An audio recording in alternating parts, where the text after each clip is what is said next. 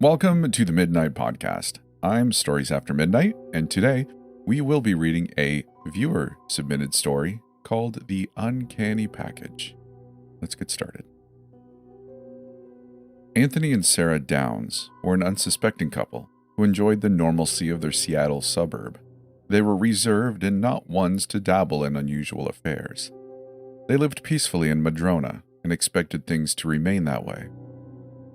The two of them were enjoying their morning, grateful for a lovely July. Anthony, in particular, enjoyed keeping up with the latest developments of 1990. It was then that they both heard a loud knock at the door, disrupting their quiet time. Perturbed by this sudden sound, Anthony put down his paper and rose from the table. He was expecting the neighbor as he reached the door. To his surprise, he saw no one there but a large box wrapped in brown paper. This package dumbfounded Anthony. It had no postage information, writing, or any sign of origin. The only clue was a sealed blank white envelope attached to the top of the box via a string. He gently slid the envelope from under the string and opened it. Inside were 3 documents: a picture of a burned-out bonfire in some Washingtonian woods, a map with an X on it leading to the state's coast, and an anonymous note that read, "You have been chosen. Enjoy. Return when necessary." Anthony stood there perplexed. These documents made no sense to him. He was confident that he and his wife had ordered nothing, so what was in that box and why were they chosen?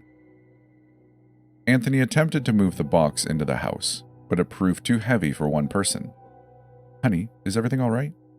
There's some box on the doorstep." "Well, I didn't order anything." "I know you didn't, Sarah." Anthony knew he would make a mess on the porch. He opted for a dolly from the garage and used it to move the package to the living room. His wife watched from the kitchen doorway. "Who's it from?" "It doesn't say, hon, but clearly somebody wants us to have whatever's inside." "Well, let's open it then." Anthony cut and stripped away the brown paper from the box with scissors. The naked box was just as drab as the wrapping. He punctured through the tape and unsealed the top of the box. Sarah stood by his shoulder, her forehead furrowed with curiosity. Anthony flew open the flaps, and the two looked inside. "Oh my God." Anthony stepped back in shock as Sarah shrieked in horror. Shaken but still intrigued, the two peered into the box to verify what they had seen. It was a statue, one that resembled a grotesque monster. It was challenging to describe, given the alien nature of its image. It vaguely resembled an amphibian, but not one found in this world. "What the hell is it?" "Probably some dude's idea of a sick joke." "Sick indeed, Anthony." They turned to each other and exchanged pondering looks. "What should we do with it, Sarah?" "Throw it away, damn it. I'm not going to have this hideous thing in my house." "That's what I'm thinking, but I kind of want to know who sent it." Anthony remembered the envelope he had left on the coffee table. He picked up the postal sleeve and handed it to Sarah, which she took curiously. She opened it and rummaged through the documents, but received no satisfaction. As a result, the content only annoyed her. "These don't tell us anything." "Well, the note says to return when necessary." "To where? Out in the middle of nowhere? Let's take it to the curb and leave it for the garbage truck." Anthony attempted to move it outside, but a piercing headache stopped him. The pain was so intense that Anthony lurched forward, barely catching himself from falling. "Anthony, what's wrong?" Sarah, my head hurts." Anthony collapsed on the couch, trying to mitigate the headache. "Well, I'll go get you some aspirin and water, but I want that thing out of here today." Anthony stared at the box while he rested. He had felt fine seconds prior. Did the statue not want to be thrown away? Anthony got up in the afternoon refreshed, and figured he would try moving the box to the garage.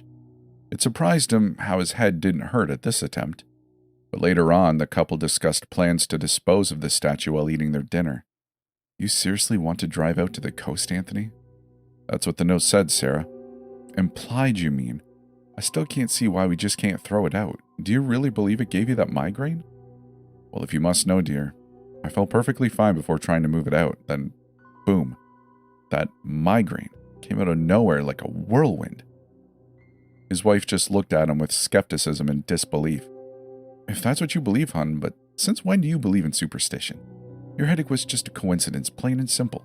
but I'll be glad to be rid of that statue, that's for sure. That night, the couple did not rest easy. They both had nightmares composed of dreadful imagery. Waves hit jagged rocks below cliffs, a bonfire roaring with life, and the ocean turning blood red. The statue was situated before the bonfire. Voices spoke in the most ungodly of languages, a language that froze the blood just by its utterance. Early that following day, the couple got up from an uncomfortable sleep. They could not believe that they shared the same nightmare. Could the statue have powers of its own? They needed to get rid of the figure fast.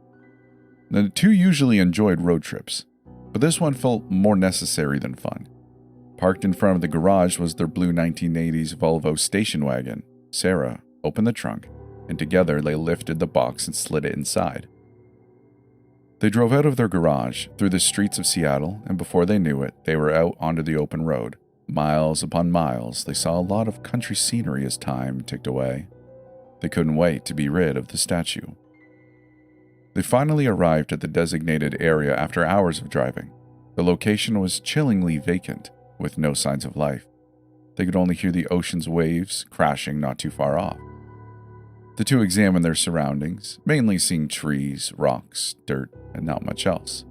Most notable was an ash-filled pit, one that people had used for bonfires, just like the raging one in their dreams.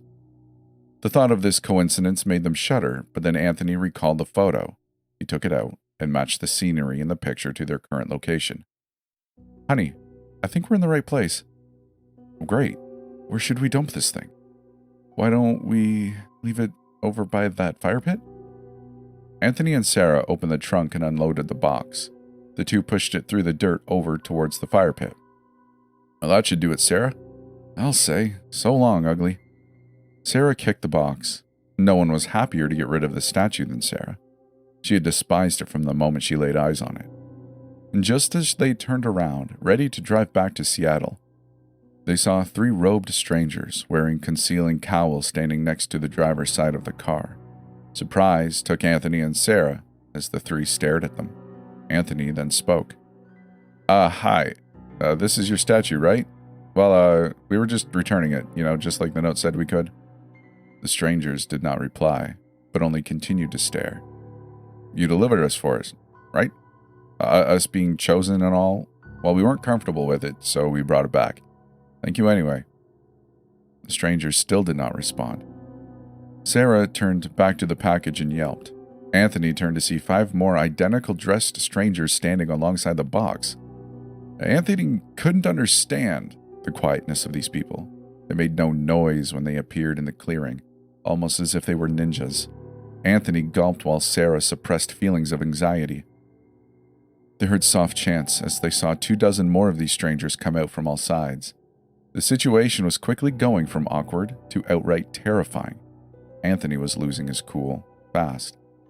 "Okay, well, you're welcome if you want to enjoy your little dance ritual, orgy, whatever you want to call it.